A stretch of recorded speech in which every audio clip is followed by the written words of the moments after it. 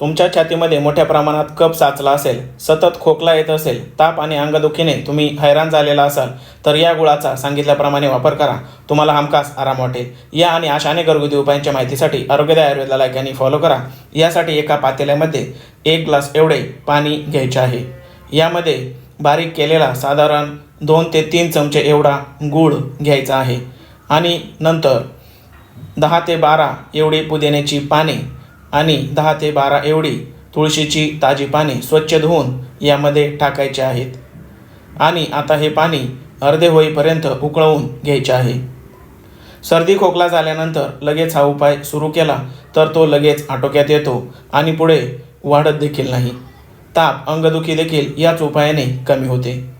पाणी उकळून अर्धे शिल्लक राहिल्यानंतर ते गाळून घ्यायचे आहे आणि हा काढा सकाळ संध्याकाळ असा दिवसातून 2 वेळा कोमट असतानाच प्यायचा आहे. 2 ते